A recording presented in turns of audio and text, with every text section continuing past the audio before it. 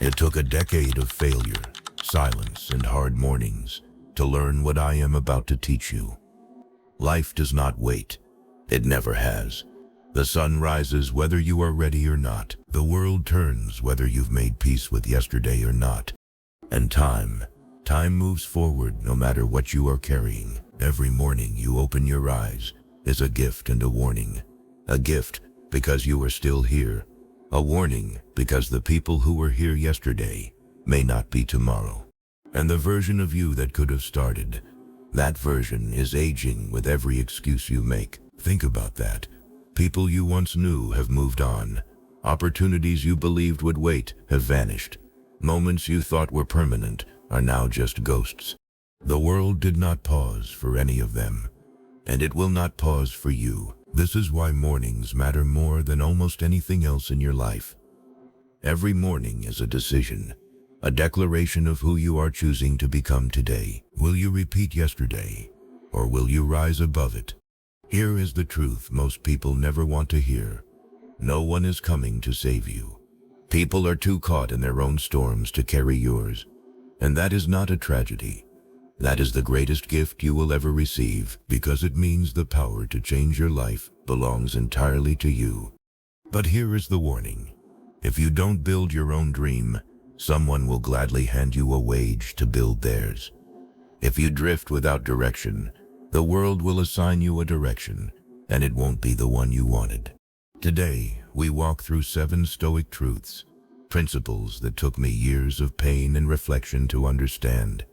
By the end of this, you will be armed with a mindset to rise every single morning with unshakable clarity. Repeat after me. I will rise stronger every morning. Let's begin. Life is not patient. It does not pause, reconsider, or circle back. It moves relentlessly, indifferently, without apology. The greatest illusion of our age is the belief that we have time. We say, tomorrow. We say, next week. We say, when I'm ready. But that word, someday, is the most expensive word in the human language, because it almost always means never. Right now, as you listen to this, someone is already working on the idea you've been delaying. Someone is already in the gym you keep skipping.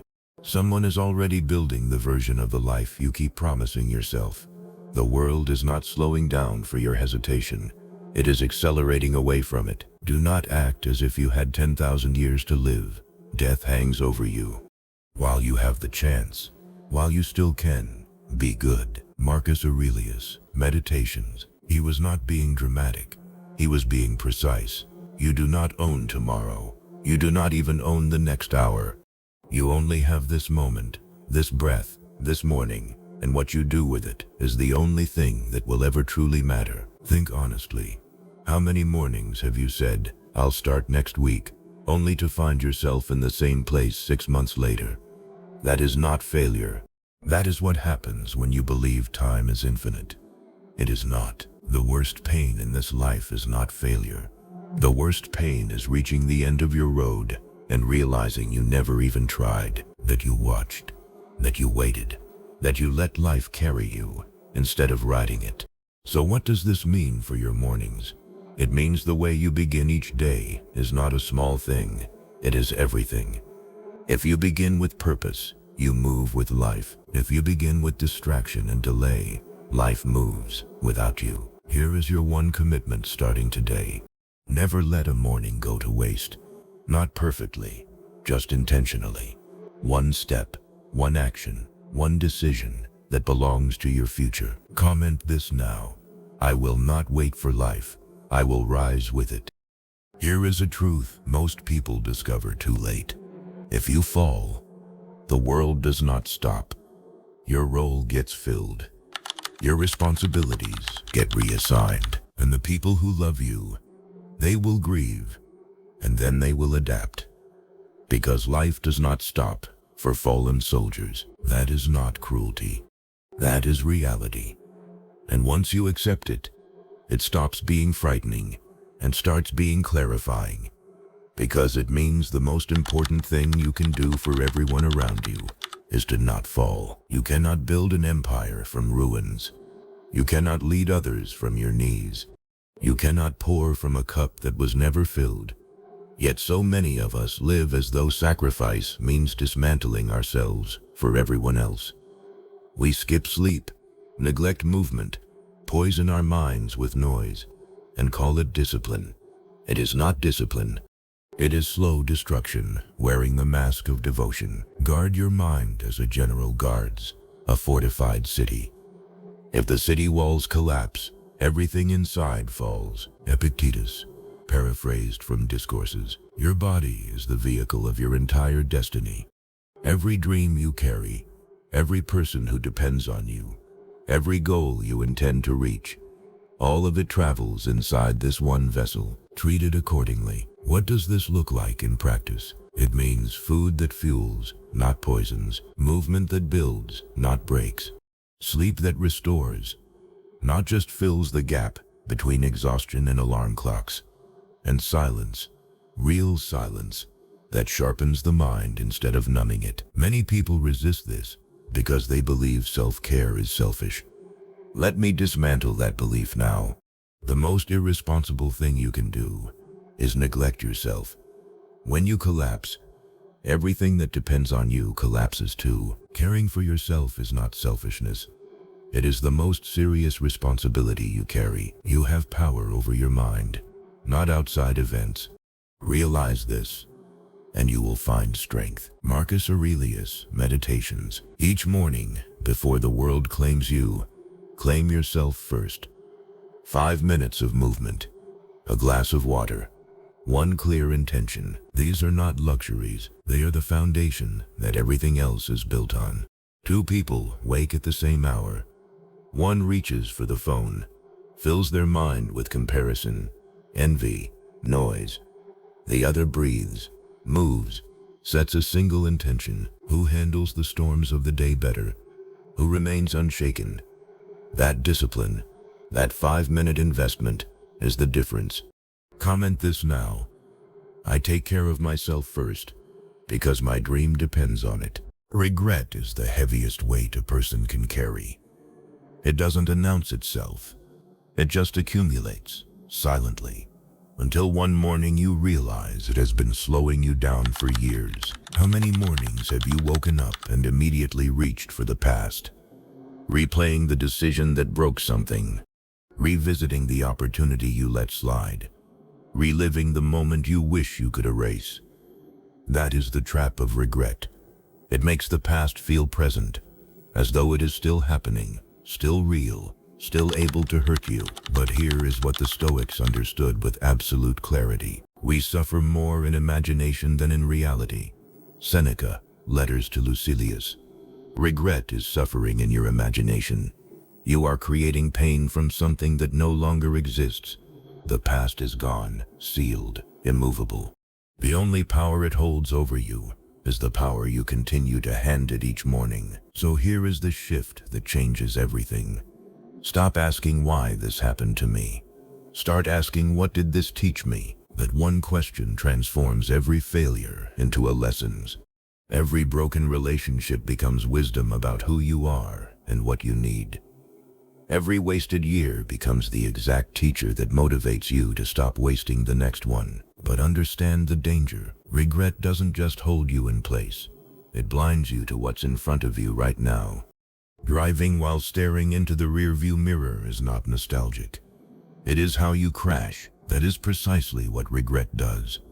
Locks your eyes backward, while your future passes you by unnoticed. What stands in the way becomes the way. Marcus Aurelius, Meditations. Your past mistakes are not obstacles on your path. They are your path. They shaped the edges of who you are. And the person carrying those lessons, that is someone far more prepared than the person who never failed at all. So how do you release it? First, accept it. You cannot change what is already carved into history. Second, forgive yourself, not as weakness, but as precision. You made the best decision you could with the version of yourself that existed then. Third, move. The most powerful antidote to regret is forward motion. One action today that the version of you from yesterday could not have taken. You are not that person anymore. Every sunrise resets you. Every morning gives you a new version to work with. Stop punishing the new you for the choices of the old you. Write this down. I am not my past. I learn. I grow. I move forward. Every morning before the world takes your attention, you face a silent question. Whose dream am I building today? Look at what surrounds you. The building you work in. The products you use. The technology you depend on. Every single one of these began as someone's quiet, stubborn, often ridiculed vision. The only reason they exist is because those people refused to delay. They woke up. They built. They failed and built again. And while they were doing that, many others were waking up and building someone else's dream for a monthly wage. That is not a moral judgment. Sometimes working for others is exactly the right move. It teaches discipline. It builds skills. It provides the stability that gives you room to breathe and plan. But if you reach the end of your working life, having only ever served the ambitions of others, if your own vision remained buried and unbuilt, that is a weight that doesn't lift. A man's worth is no greater than the worth of his ambitions. Marcus Aurelius, Meditations. What are your ambitions? Are they yours? Carved from your own nature, your own fire, your own truth? Or are they simply the ambitions that society handed you and you never questioned? Building your dream does not always mean quitting everything tomorrow. It doesn't require chaos or recklessness. What it requires is deliberate daily investment. Write the first chapter before work. Launch the first product on a weekend. Learn the skill after the children are in bed. The speed is not the point. The direction is. Because here is what no one tells you. Mornings are the most powerful, untouched resource most people waste. The world is still quiet. Obligations have not yet arrived. There is a window, small, sacred, and yours, before the noise claims your day. Builders use that window. Dreamers sleep through it. The gap between the life you have and the life you want is not talent. It is not luck. It is not timing. It is the number of mornings you decided the dream could wait one more day. It cannot wait. You cannot wait. Start now. Start small. But start with yours. Affirm this. I choose to build my dream, one morning at a time. In a world obsessed with visibility, silence is the most underestimated weapon you possess. Look around. Everyone is announcing. Everyone is broadcasting their goals before the first step is taken, their intentions before the first brick is laid. And then they wonder why so few of those announcements ever become reality. Here is the mechanism behind it. When you declare a goal publicly, your brain receives a small reward, a taste of the recognition that the completed goal would have earned. And your subconscious, having received part of the reward, reduces the urgency to do the actual work. You broadcast, feel validated, and subtly lose motivation. Your vision leaks out before it ever had roots. Think of your dreams as seeds. Every time you dig them up to show someone, you disrupt the roots. But if you plant them quietly, water them daily, protect them from weather, they grow into something no one can uproot. Your results become undeniable before anyone even knew what you were building. The more you seek the approval of others, the less free you are. Epictetus, Discourses. The people around you, and hear this clearly because it matters, do not always want you to win, not out of malice, often just because your growth holds a mirror up to their stagnation. When you announce your plans, you hand them the chance to plant doubt before you have the confidence to withstand it. They ask, "Are you sure? That seems risky. What if it doesn't work?" And those questions, innocent as they seem, can erode something fragile before it has a chance to harden. The most powerful builders in history did not tweet their plans. They built, and when the work was undeniable, when the proof was standing in front of the world, they didn't need to announce anything. The results spoke with a voice no words could match. Celebrate in private too. When you win, resist the urge to flaunt it. Not because your victory is something to hide, but because broadcasting success attracts envy, invites challenge, and often kills the hunger that built the win in the first place. Stay private, stay hungry, keep building. The next time you feel the urge to share before you've built, pause. Ask yourself, is this serving my progress or my ego? If it's the ego, put it back in your chest and get back to work. State this in the comments. My silence is my shield. My work is my voice. The world is full of voices, and most of them have absolutely no business shaping your decisions. You share a dream with a friend and they laugh. You outline a plan to a coworker and they list every reason it won't work. You open up to family and they wrap their own fear inside your ambition and hand it back to you as advice. And slowly, without even seeing it happen, you start shrinking your vision to fit the small frames of people who never dared to build one. The opinion of 10,000 men is of no value if none of them know anything about the subject. Marcus Aurelius, Meditations. Volume is not wisdom. Confidence is not correctness. And the person who delivers their opinion most forcefully is rarely the one most qualified to give it. Marcus Aurelius understood this. It was why he surrounded himself with thinkers and philosophers while ruling the most powerful empire on earth. He chose his counsel with the same precision he chose his battles. Would you take financial advice from someone drowning in debt? Would you accept health guidance from someone who hasn't moved their body in years? Would you ask for relationship wisdom from someone whose relationships consistently fall apart? Then why do we allow voices like those to plant seeds in the garden of our minds? You must filter your inner circle with the same discipline you apply to everything else in your life. Not everyone deserves access to your plans. Not everyone deserves access to your doubts. Some people will hear both and weaponize them, not with cruelty, but simply because their own fear is louder than your dream. Seek out those who live the results you want. If you want discipline, find those who embody it. If you want wealth, study those who built it with integrity. If you want peace, observe those who have found it. Let their lives be your teachers, not their words. Actions are the only curriculum that matters, and above all, make your own voice the loudest in the room. Every morning, before you absorb anyone else's opinion, ask yourself, what do I actually want? What feels right to me? What is my truth? Because at the end of this life, you live inside your decisions, not theirs.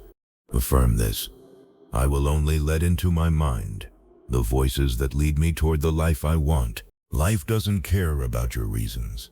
It doesn't grade you on your intentions or reward you for almost. It responds to one thing and one thing only: what you actually do repeatedly over time. A single workout will not transform your body. A single saved pound will not build your wealth. A single honest conversation will not repair a damaged relationship. But one workout every day for a year. 1 pound saved every week for a decade. One honest word spoken with consistency. That is how transformation works. Not in flashes, in layers. Build slowly, invisibly, until one day the result is undeniable. It is not that we have a short time to live, but that we waste much of it. Seneca on the shortness of life. Excuses, on the other hand, also compound. This is what no one warns you about. The first excuse feels harmless. I'll do it tomorrow. I'm tired today. I'll start next week. But excuses follow each other.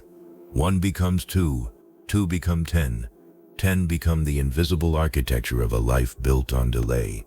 And suddenly years have passed and you are standing in exactly the same place you stood when you started making excuses. Except now there is less time and more regret. Excuses steal more dreams than failure ever will, because at least failure means you tried. Excuses mean you never gave yourself the chance. So what's the answer? Non-negotiables. Small, clear, daily actions that you commit to regardless of how you feel that morning.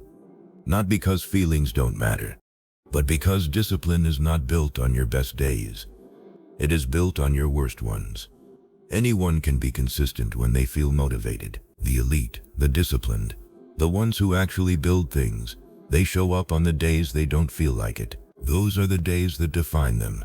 5 minutes of journaling, 10 push-ups, 1 chapter, 1 planned meal. The size is not the point. The keeping of the promise to yourself is everything. Because every time you keep that promise, you build trust with yourself. And when you trust yourself, nothing outside of you can shake you. Consistency creates confidence. Confidence creates momentum. Momentum creates the life you were trying to reach all along. Think of your life as a ledger. Every morning you are making a deposit or a withdrawal. Discipline deposits, excuses withdrawal. The balance either grows or shrinks with every single decision. What are you depositing right now? Lock it in the comments. I choose consistency over excuses. Every morning I move forward. You have just walked through 7 truths that took years of failure, reflection, and honest reckoning to understand.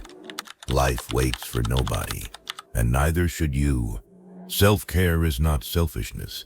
It is the foundation that holds everything else up. Regret is a teacher, not a prison. Learn from it and leave it behind. If you don't build your dream, someone else will pay you to build theirs.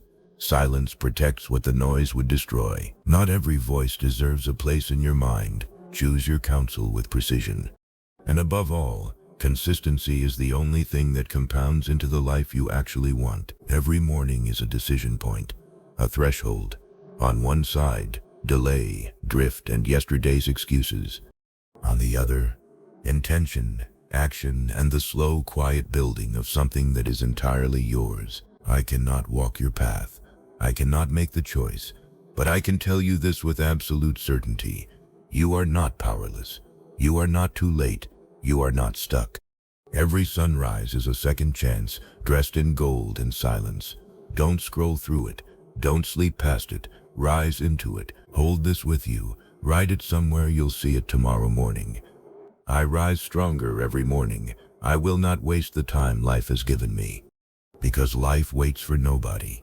And neither will I. If this reached you, if something here hit hard, drop a comment telling me which truth landed deepest.